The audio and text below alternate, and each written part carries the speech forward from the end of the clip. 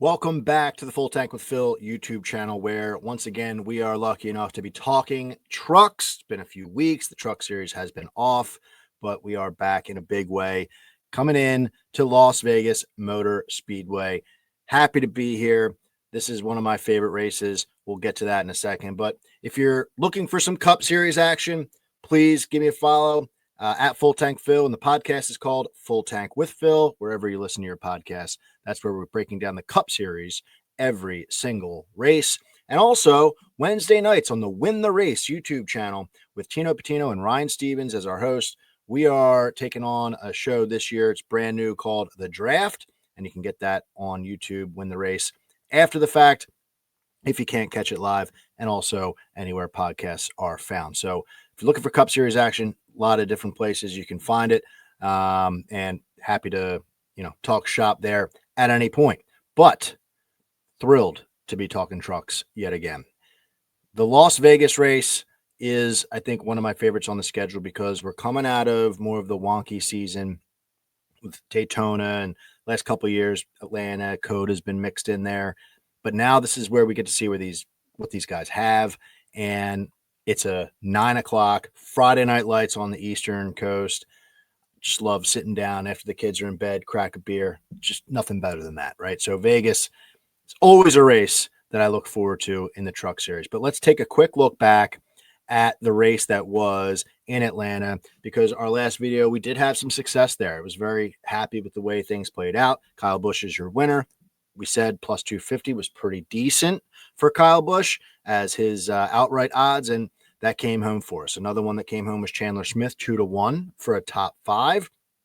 That felt good. And we had Ankrum over Honeycutt in a head-to-head matchup, and that was a close one, a third-place finish to a sixth-place finish. Really close one. It was a bit of a sweat there. A bet that we had that missed, but fun to follow, was Gio Ruggiero. He came to play yet again. He was up there later in the race, didn't stay, just missed, ended up dropping a little bit more as the race concluded, but he was a factor as we thought he might be. And it'll be interesting now for a driver like that to see how they transition from that super speedway success. I would call it success. He's in the playoff picture right now through 2 races. Can that be sustained here, moving into more of an intermediate track and a real temperature check? So good race for the pod last time around. See if we can do it all over again. So Vegas, we're going to get to the outrights here in just a second, but a quick breakdown of the race and some reminders, right? 9:00 on Friday. This is a one-day show, meaning practice, qualifying, the race are all in one day. And as gamblers, you need to be aware of that. So if you like the bets that we're talking about tonight, you might want to put those in now, because once practice starts, they'll be off the books, and we're never really sure if they're going to put them back up again or not after qualifying ends. There's that small window between qualifying and the race. Will we see them come back up? Will we be able to act on what we saw in practice and qualifying? Sometimes it's anybody's guess. So just to be safe, you might want to be aware of that. This is the EcoSave 200. And the short race here, 30 laps in stage 1, 30 laps stage 2, and the final stage 3 is consisting of 74 laps. So these guys are going to get after it quick, and we'll see how it breaks out. Now, the rundown for the show is on the left-hand side. We're going to start with outrights, talk about some finishing position bets, and then some matchups. And then the finish line segment, usually just some extra thoughts on some various drivers. But tonight, I've actually got a play that I'm locked in on that I can't wait to talk about. So, a lot of stuff. I got a lot of notes here to get to for various drivers and get right into it. But for outrights, we can't really start until we just mentioned Corey Heim. He's plus 185. And to me, I love Corey Heim. But to me, hopefully you followed our future bets, because this is a perfect race where we have his over 4.5. He's already got 1. And if we don't take him in an outright for Vegas, that's fine, because if he ends up winning, we still benefit from it. 185 is too short for me. He has not won at this track. It's not like Kansas, where he swept last year. Kansas, right? Another 1.5 miles that is on the docket that he's clearly amazing at. He is very good. We're going to talk about Corey Heim in a bet later on. Okay. So if you want some Corey Heim action, you want to hear some of his stats, stay tuned. But from an outright segment, I think there's some other places we're able to go to have a little bit more fun and have some more value as the gambler to that. So that's where we're going to start, just kind of pushing aside Corey Heim, a lot like we do with Kyle Busch when he drops down, right? We'll put him aside for now. So let's get to the first pick that I had, because I got two drivers. Hopefully this, quick hitters along these bets. We don't want to spend a whole lot of time on each one, but both these drivers are coming back down in the Cup Series. So there's some spoiler for those of you who follow along. And the first guy we're going with is Chandler Smith on DraftKings plus 550. I think he's 550 on most books. So DraftKings, very readily available book. This is a solid racetrack, and he has been pretty good through two races in his return to the Truck Series. He's one of three drivers that has back-to-back top 10s to start the year. So coming into a track like Vegas, it's a good thing to be looking up from this 2-week break. Looking up and seeing a track like this, if you're Chandler Smith, I think you're very happy. He knows this track pretty well. Driving for KBM, he had 4 starts. He has 1 win, 2 top 5s. In 2021, he started on the outside pole, was really a major factor in that race, and ends up wrecking out about halfway through. So always starting well. Has not started worse than 7th in the Truck Series at this racetrack. Moved to the Xfinity Series a couple years ago. His stats there scream, hey, take me this week, okay? Because in the Xfinity Series just last year, 2 races at Vegas in the Xfinity Series, 3rd place finish, 4th place finish. And he started in the top 3 in both of those races. And then if you go back a season, his first season in Xfinity, the same exact thing. 3rd place and 4th place, starting inside the top 3 both races. So all I'm seeing there is just consistency. And if Corey Heim wasn't dragging the odds down the way they are, I think he would be, a little bit shorter than plus 550. So I think this is pretty solid number here for a guy like Chandler Smith, a proven winner in the Truck Series at a track that he has won at in this series. And I can't, really get away from that. Now he's joining Ford in front row that had Zane Smith for a couple races at this track. And where did Zane and this 38 truck finish in his 2 starts here at Vegas the last 2 years? 2nd and 2nd. Okay. So one of those, Zane got actually DQ'd on the stat book. It might look like he finished 36, but he crossed the stripe 2nd in both of those races. So not only is this driver very solid, but he's coming on to a team that is very good here. I love that. And Zane Smith started 6th and 7th. So all good things for a good foundation for Chandler Smith. And it wouldn't surprise me at all if he was starting on the pole, which is even better. So plus 550 is where we're going to start there with Chandler Smith. Now, you want a little bit longer odds, right? There's some drivers out there that probably interesting. Rajah Caruth won this race last year 40-1. Okay. Do we think that that's going to happen again? I don't think so. Rajah himself is down to about 12-1, 13-1. So that party's over. We could talk about Rajah maybe in the finish line segment, but the next driver I want to go to is Daniel Hemrick, because he's getting 12-1, plus 1,200 again on DraftKings. I think DraftKings is the one where we're seeing him with the longest odds. So give that a look. But I've loved what we've seen out of Daniel Hemrick coming in on a short stint here in the Truck Series, 2 races in. I really wasn't sure how Hemrick was going to adjust. I had confidence in Chandler Smith, and obviously things are working out well for him, in this small sample size. But Hemrick, I didn't know what to make of it. And now we look up after the super speedways and we're saying, okay, 7th at Daytona, and he was a factor in that race. Then he finished 16th at Atlanta, but I think he won the pole, if I remember correctly. But he was up front, had some trouble throughout the race and still fought back. 16th wasn't the finish that he really deserved. He deserved a lot better there. So he started 3rd in Atlanta. Yeah. So Daniel Hemrick, he's here. And he's going to be a factor every single week. And I love what this is building up from a, entertainment standpoint in this series with Heim from Toyota, Smith in the 38 for Ford, and Hemrick in the Chevy camp. It's like the Truck Series not missing a beat, even though they had some drivers graduate. So there's two ways to break down Daniel Hemric, looking at him specifically and also looking at the 19 truck, because it's been a while. So we'll start with Hemric. 2 Truck Series starts, both with BK Racing years ago, and finished 2nd and 6th for BK Racing. So a little while back, but still very good. His last full-time year was in 2016. And when we're looking at the 1.5 mile tracks, okay, so we're looking at Las Vegas, Texas, Charlotte, Kansas. For the most part, it's 5 races consistently over the years in the Truck Series. His average finish on 1.5 miles in 2016 was 5.4, 3 top 5s, and he didn't miss finishing in the top 10. I love that. I love that. That's like comfort, right? When we say these guys, we said this in the truck or the Cup Series podcast as well. This is the track. That's the temperature check. We're going to see who's got what. And Daniel Hemric's coming in here saying, yeah, I'm pretty damn good on this style track in the trucks.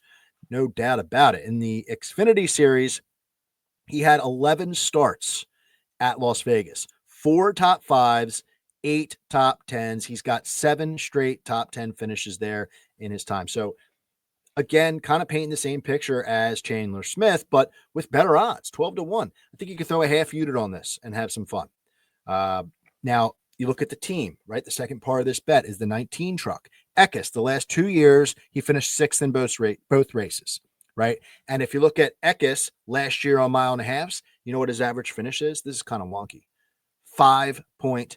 You remember a second ago, I said that was Hemric's average finish on 1.5 miles the last time he was in the Truck Series. So just a weird coincidence there that the numbers work out perfectly like that. So again, the foundation is there for this driver to come in and really put a stamp on this season to say, yeah, I'm going to be a factor for the championship. So 12-1. As soon as Daniel Hemric wins a race, we're not going to see these numbers, right? I think this is a gift, 12-1 for Hemric. So lock it in. And if he goes out and puts it, top 5 in qualifying, if the books do open back up, I don't think we'll see this at 12-1. So let's move on there. So hopefully you can get behind me on some of those.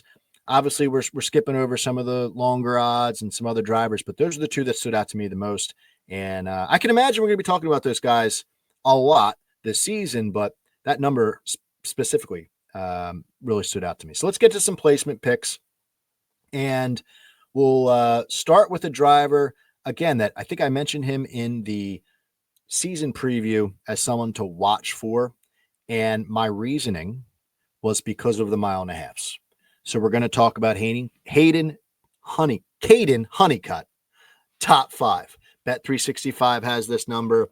That's the best I've seen. Definitely shop this around. But Honeycutt, he is...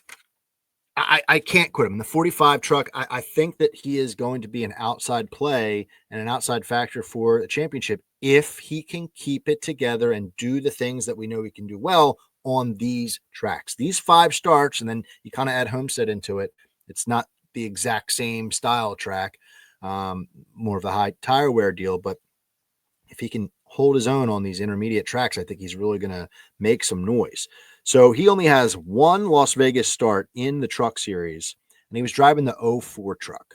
He finished 25th. Kind of throw that out. Last year, though, okay, let's look at that. Driving the 45 truck last year in a partial season.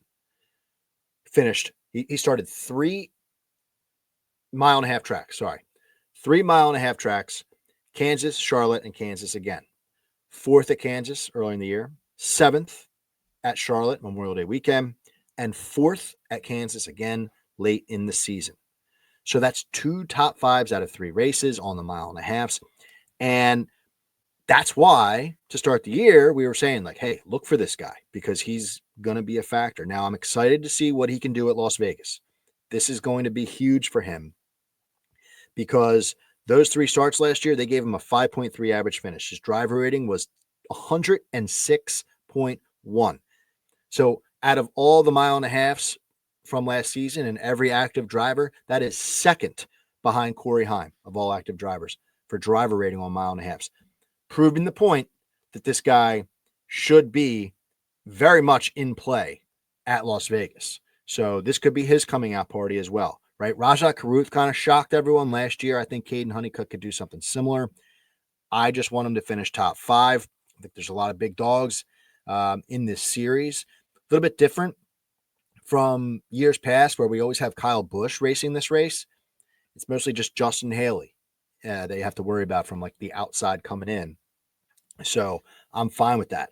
Caden Honeycutt, big deal. And here's another thing. His average starting position was 12.7 in those races. So maybe a DFS play as well. Like he's finishing better than he's starting. So if he doesn't start well, don't be discouraged. I think he, really is going to be a factor. Now, if you don't want the head-to-head, if you don't want the top 5 and you want something better, he's going up against Tyler Ankrum as a head-to-head play once again, right? We took Ankrum a week ago or a race ago.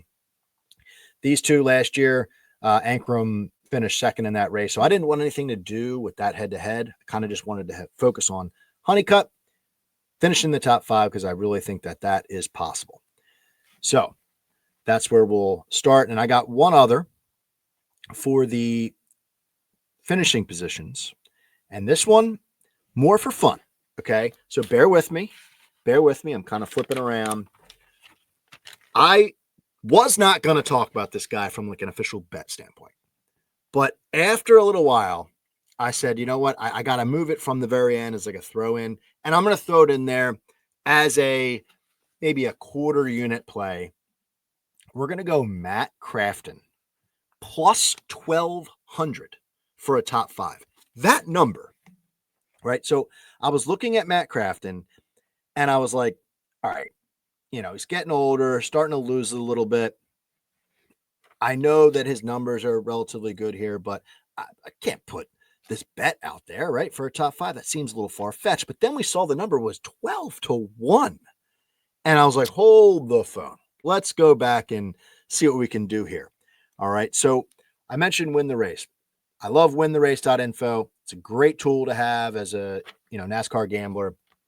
They've got a simulation on there that tells you what's fair from a odds perspective. And they have Matt Crafton top 5 odds fair at plus 921.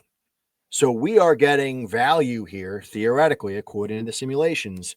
And that's where, my ears perked up and said, you know what, let's throw this in here into the video just to put this info out there to see what people think of it.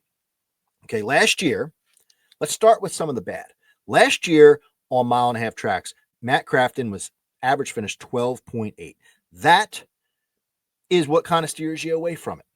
It says, yeah, that's not what I'm into, but what you need to realize, dig a little bit deeper, and you realize that this track is one of, if not the best track for him lately. His last 7 races at Las Vegas Motor Speedway all were in the top 11. That includes 3 top 5 finishes and 6 top 10s. His average finish is 6.7 in those 7 races.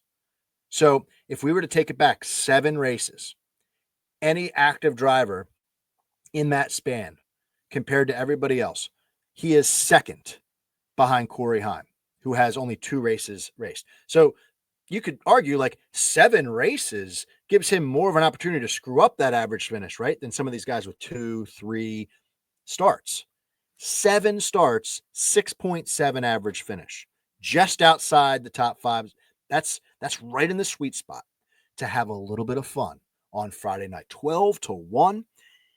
It's just too big of a number to pass up. So I needed to throw it out there, get it on the books. Like I said, we're not throwing maybe a full unit on it. That'd be a little aggressive. Half unit, quarter unit. It's worth a play just to have some fun because history tells us he will be floating around that 5 to 10 mark at this racetrack. So a wily veteran, and I love betting on Crafton because he's got that yellow truck. It's always fun to follow, easy to follow as well. All right. So there we go. Those are a couple finishing or placement picks here. We're going to move to the matchups segment. And I've got a couple here that I think, might take some convincing. First place we're going. And the first bet that I wrote down on my notebook here, first bet, Majeski over Riggs. I mentioned the Win the Race website. They have this matchup at fair price. It's minus 170 for Ty Majeski. It's minus 115 on Bet365. It's minus 120 on Caesars, which is more available to folks in different states. So even if you can get that minus 120 number, this is a fair bet and a value bet for you as the gambler. All right. Let's start with Majeski. 4 Las Vegas starts. He's 1 top 5, 3 top 10s. He's finished in the top 13 in all of his races here. Riggs has 1 start at Las Vegas. Last year, he kind of started, ran, and finished all in the same spot. Started 21st, finished 22nd. So 1 race. Is that everything? No, it's not. But let's move to some of the mile and a halves, and we'll get into why I really like Majeski here. In 2024, the mile and a half tracks, Ty was 3-2 head-to-head against Riggs. Riggs had a second place finish at Kansas to end the season last year. So a little bit of momentum there, but that was coming off of like back-to-back wins. Like he was on fire at that point in the year. His average finish, though, on the mile and a halves is 20.4. Ty, not that much better, 18.4, but much better driver rating overall. Both of these drivers, it's kind of a blanket statement here, both of these drivers, Majeski and Riggs, need to improve their mile and a half performance and finishes if they are going to be in the championship hunt. I'm saying this about our past champion from last year, Ty Majeski, but if he wants to be consistently up there, I mentioned those other 3 drivers, right? If those 3 drivers, Smith, Heim, and Hemrick, are in the championship 4, who's going to be with them? Riggs and Majeski. Obviously, Majeski wants to go back-to-back. Riggs wants to be up there with these guys, talked about with these guys. They need to improve on these mile and a halves to be a fully rounded team. And so when you're looking at this, who has a better chance of kind of starting off hot and doing that? It's Ty Majeski. His average starting position on those mile and a halves last year was 4.6. 4.6. So they are fast off the truck. He seems to do well at Vegas specifically. To me, he's got the foundation that we need to really shoot out of a can and keep the championship thing going. That momentum that he's got there hasn't really been a hangover. Riggs has some work to do to get there. He doesn't start at anywhere near as good as that. So if Majeski can kind of stay out of his own way, keep things clean, not make mistakes, which he's been prone to do on these mile and a halves that cost him these races, this should be an easy win for Ty Majeski. All right. I mean, if Riggs were to finish in the top 10, that would be significant improvement. And so if Riggs finishes 9th, I still think Majeski wins this race or wins this matchup. So Majeski minus 115 on Bet365 is the pick here to get us going in the matchup segment. Now, the last one that I have for you is a battle of kind of the unknowns, but we'll get into it. Okay. Connor Mosack over William Sawalich. This is again minus 115 on Bet365 when the race has this in Mosack's favor, a little bit favored, but not as crazy as what we just saw with Majeski. So, a lot to talk about here. We'll try to keep it quick. McAnally equipment for Mosack is, number one. That's a big thing here. Chevy has just been better here over the last couple of years. That's huge. Mosack ran Xfinity here in 2023 with Sam Hunt Racing, finished 19th. He finished 14th at Kansas that year, finished 19th in 2024 last year in the trucks in the 45 truck. So, something to look at, right? 19th, not too shabby. First time at a racetrack, driving, a partial kind of a spot ride there. He ran mid-pack. I was looking at the loop data for that race. Ran mid-pack, kept it clean for the most part. But his makeup is really on, if you're looking at some of his lower series action, it's really been on mile and a half tracks. If you look at his ARCA stats, okay, 7 starts on mile and a halves, and they are very good finishes. 2 victories at Kansas. We'll be talking about Connor Mosack when we get to Kansas in a couple weeks. Okay, 2 victories at Kansas, 5 top 5s, 6 top 11s, in 7 starts on mile and a halfs in the ARCA series.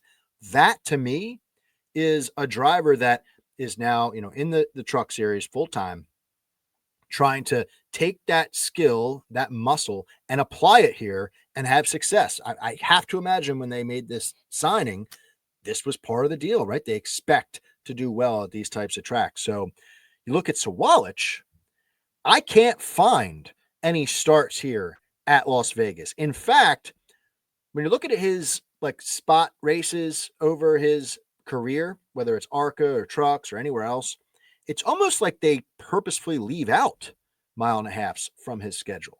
So I know that they're both kind of the unknown here, but I think what we're getting with Mozak is a track style and a team that is really built up for this type of race and this action, going up against a guy who has never been here in a partial team, not really a mile and a half guy from what we can tell from his history, because he doesn't have any. So minus 115 for Mozak is where we're going to go here. And if you don't like the points that I'm making about Mozak and the being Chevy and all that, because you're scared off by his inexperience here, maybe Ben Rhodes is more up your alley, because he's going up against William Sawalich on Caesars Sportsbook. So I'm throwing that your way as well. So something to think about, if you don't like Mozak. But for me, Connor Mozak, I'm really focused on that truck this weekend. I think they could have a big time. So that's it for the matchups. We'll get to the finish line. We'll kind of close things out here. And I mentioned a bet that we're throwing in there. This is going to be a fun one. Okay. This is one that we're doing. I mentioned Corey Heim. Corey Heim, I mentioned I can't take him outright, but his numbers are so unbelievable. They are sick. And so I wanted to take him from a top 5 perspective. The win at that short number, as I said, scares me off a little bit, but I've got something cooked up for you. So let's talk about Corey Heim for a second, and then we'll get into what the exact play is that we're going to go for, because you might find it interesting. 2 races at Las Vegas for Corey Heim, finished 3rd and 4th. Great. 2 top 10s or 2 top 5s. That's what we're looking for. He's now the big dog, right? No Kyle Busch in this race. He's the favorite probably every single race this year without Kyle. Mile and a half tracks in 2024. His numbers are just unbelievable. Average finish is 1.8. 1.8. Let's rip him off here. 3rd at Vegas, 2nd at Texas, 1st at Kansas, 2nd at Charlotte, where he was DQ'd, 1st at Kansas. And then if you want to throw Homestead in just for the hell of it, he finished 4th there. Unreal. All of them. That's 6 for 6 if you include Homestead, finishing inside the top 5. That's what we're asking this guy to do. Then let's go back another year. 2 years in play. Okay? He's got 9 of 10 finishing inside the top 5 on mile and a half tracks. 11 for 12, including Homestead. 2023 Texas was the only one where he did not finish inside the top 5. And you know where he finished? 7th. So, and I'm pretty sure he might have gotten into something that race, if I remember. But really, I hate to say it, but the only thing that's keeping Corey Heim out of the top 5 is an act of God. Like knocking on truck. The 11 truck under the lights, nothing rises to the occasion more. So how are we going to play this? Because his number is minus 350. You can't do it. Well, I'm going to put together I've reached out to a buddy of mine. Okay. This is where we're going to have a lot of fun. We're calling it the PPP, the triple P. Phil Prince parlay. My buddy is a former D1 lacrosse player. He is on a heater right now betting college lacrosse. We call him the Prince. All right. We actually call him the Prince. Like he's the guy. He's moving lines in the college lacrosse world, gambling on college lacrosse. So I said to him, hey man, what do you got for me on Saturday? Because I've got Corey Heim. He's 5 for 5 last year, finishing in the top 5 on mile and a half tracks. 2 starts at Las Vegas, 3rd and 4th place finishes.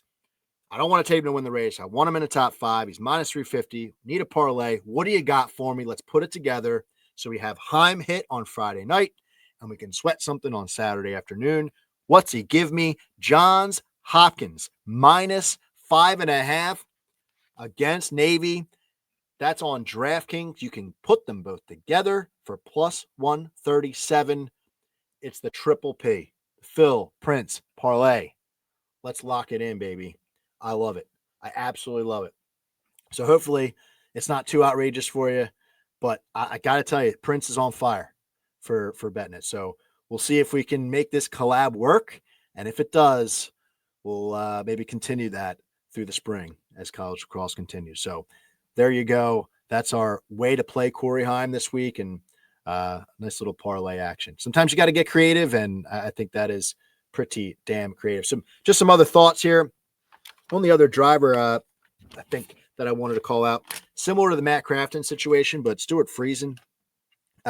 He has never had in his career at Vegas 3 finishes outside the top 5 in a row. So he's got 2 in a row now. Will he make it a 3rd? History would say no. It would take a little bit, right? Because just like Crafton, he's starting to fall off that 52 truck. We're not really sure what to make of them on a week-to-week basis, but he's never had that happen. He's plus 500 for a top 5.